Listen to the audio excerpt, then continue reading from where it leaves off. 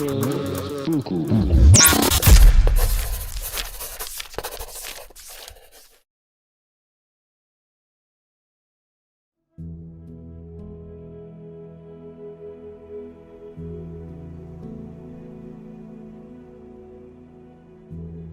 Bagian pengantar.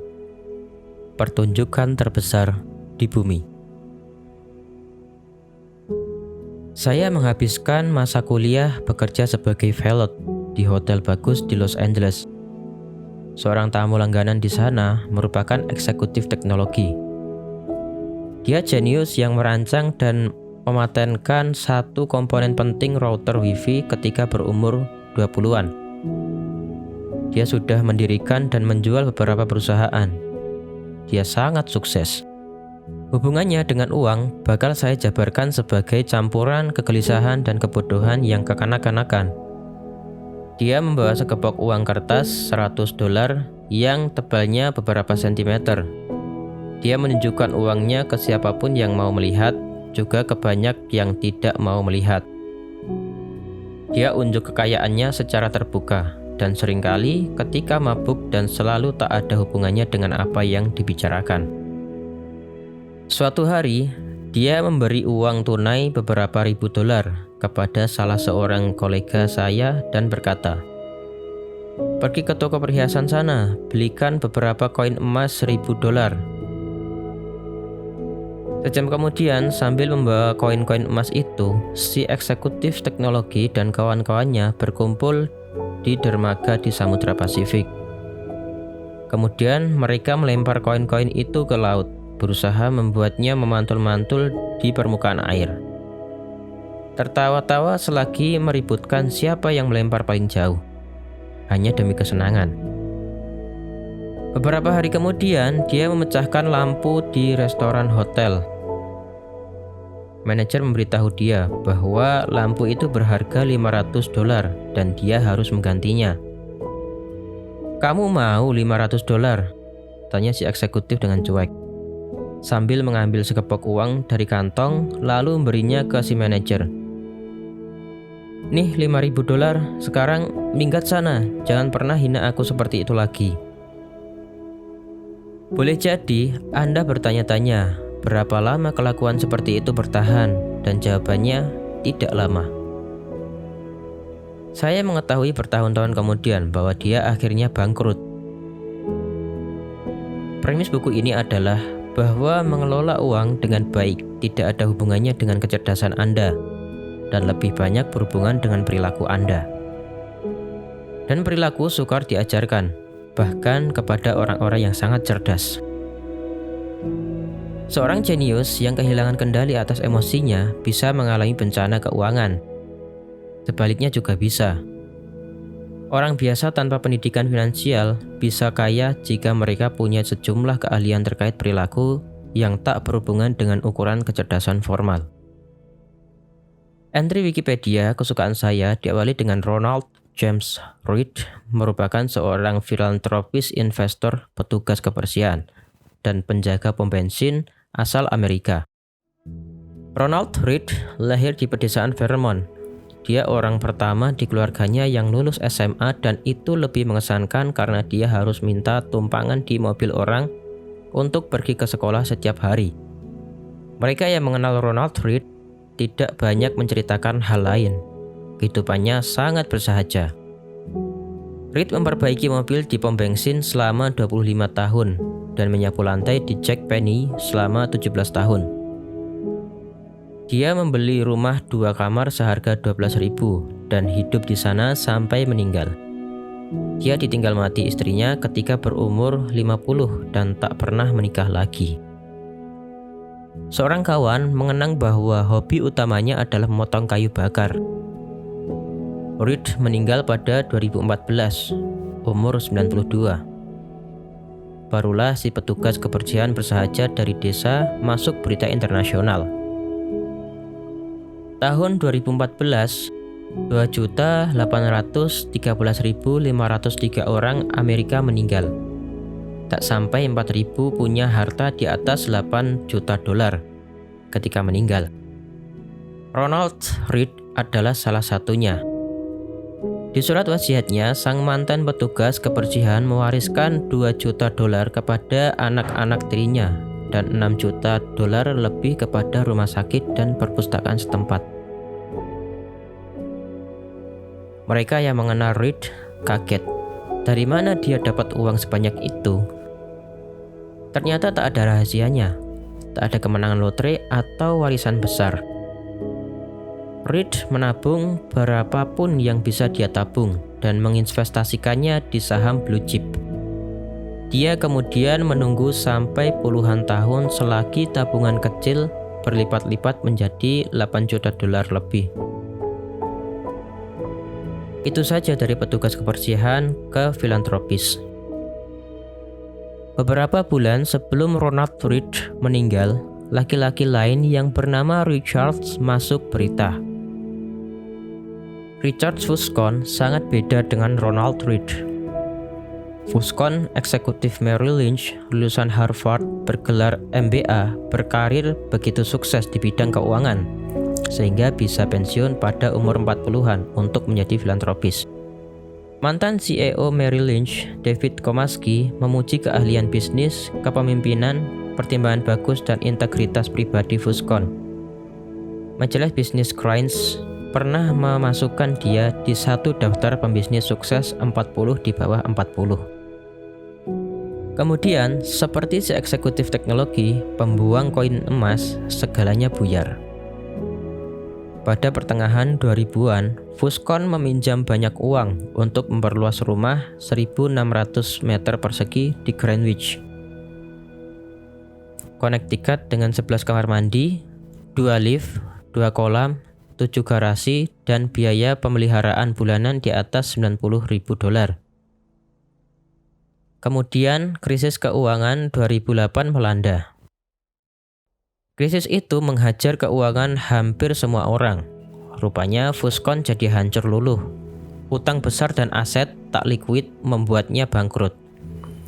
Sekarang saya tak punya pendapatan, katanya ke hakim perkara kebangkrutan pada 2008. Pertama, rumahnya di Palm Beach disita. Pada 2014, giliran rumah mewahnya di Greenwich. 5 bulan sebelum Ronald Reed mewariskan hartanya untuk derma, rumah Richard Fuscon, di mana para tamu mengingat asiknya makan dan dansa di atas atap transparan kolam renang dalam ruang. Dijual dalam lelang barang sitaan dengan nilai 75% taksiran perusahaan asuransi. Ronald Reed sabar, Richard Fuscon tamak. Itu saja yang membuat perbedaan besar. Pendidikan dan pengalaman keduanya tak berpengaruh.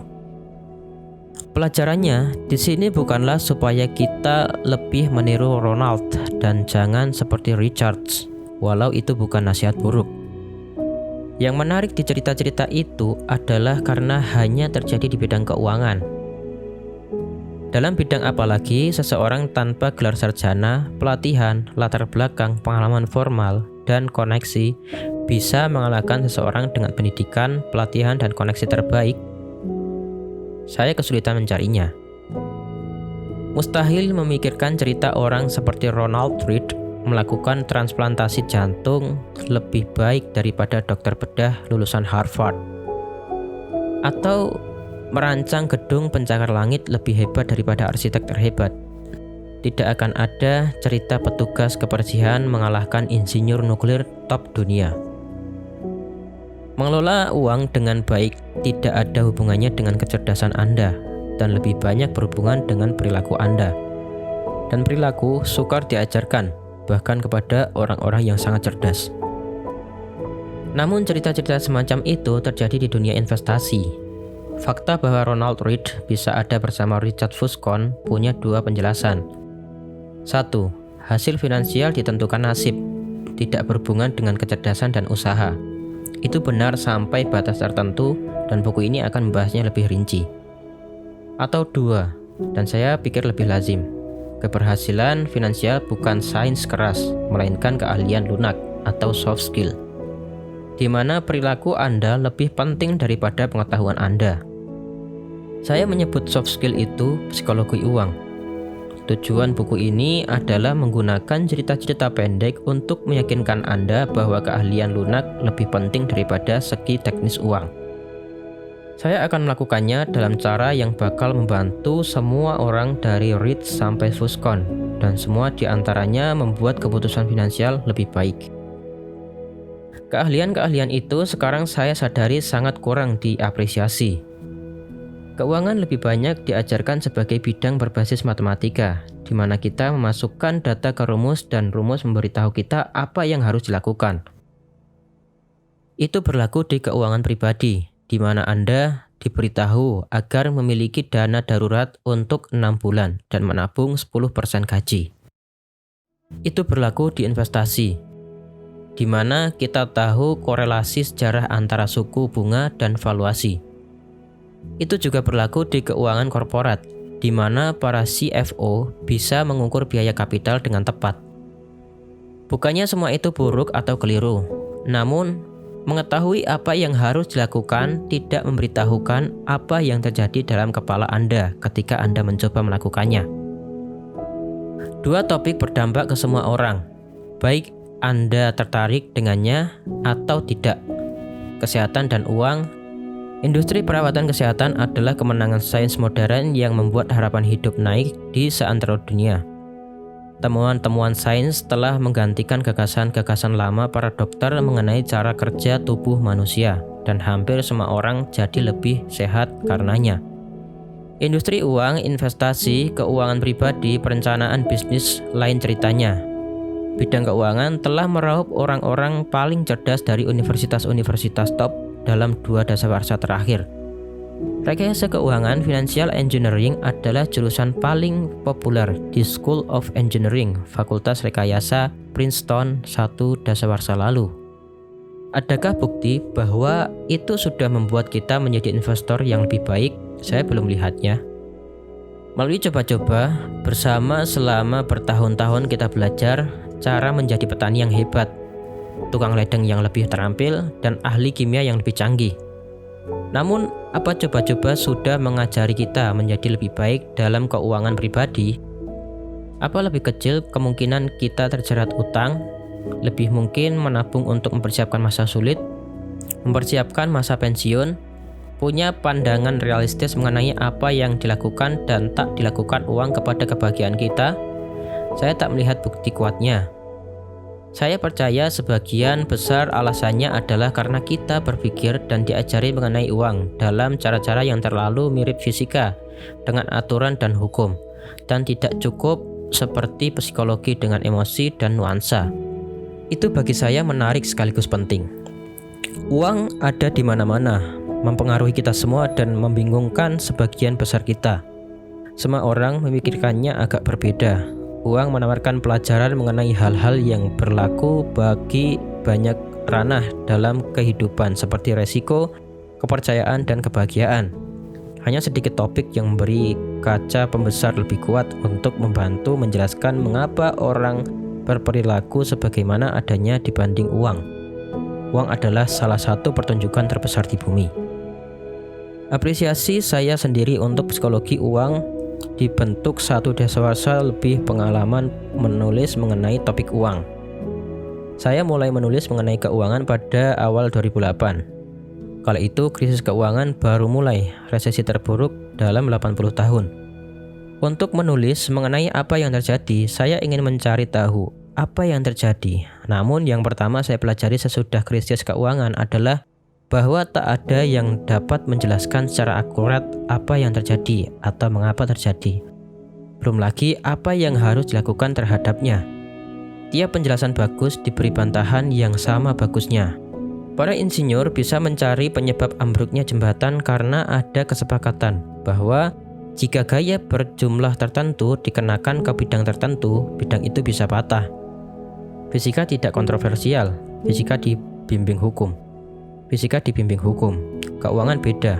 Keuangan diarahkan perilaku orang, dan perilaku saya bisa masuk akal bagi saya, tapi tampak gila di mata Anda. Maka banyak saya belajar dan menulis mengenai krisis keuangan. Makin saya menyadari bahwa kita dapat memahaminya dengan lebih baik melalui lensa psikologi dan sejarah, bukan keuangan. Untuk memahami mengapa orang terjebak hutang, Anda tak perlu belajar suku bunga. Anda perlu belajar sejarah ketamakan, kegelisahan, dan optimisme.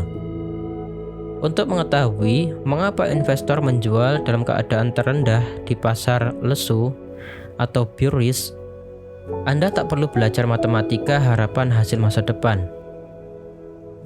Saya suka pengamatan Voltaire. Sejarah tak pernah mengulang dirinya sendiri. Manusia selalu mengulang, pas sekali dengan cara kita berperilaku terkait uang. Pada 2018, saya menulis satu laporan yang menunjukkan Pada 2018,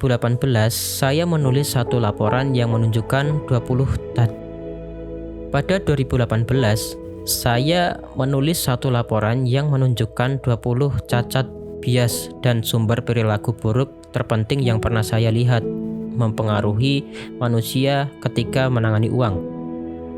Judulnya The Psychology of Money, dan 1 juta orang lebih sudah membacanya. Buku ini adalah pembahasannya yang lebih mendalam. Beberapa kalimat dari laporan itu muncul tanpa diubah di buku ini. Anda memegang 20 bab. Masing-masing menjabarkan apa yang saya anggap ciri terpenting dan paling kontraintuitif di psikologi uang. Bab-babnya mengelilingi satu tema umum, tapi bisa berdiri sendiri dan boleh dibaca secara terpisah. Tidak panjang buku ini. Terima kasih kembali. Sebagian besar pembaca tak menyelesaikan buku yang mereka mulai baca karena kebanyakan topik tak memerlukan 300 halaman penjelasan. Saya lebih suka membuat 20 poin pendek yang Anda khatamkan daripada satu buku panjang yang Anda tak selesaikan baca. Mari kita mulai.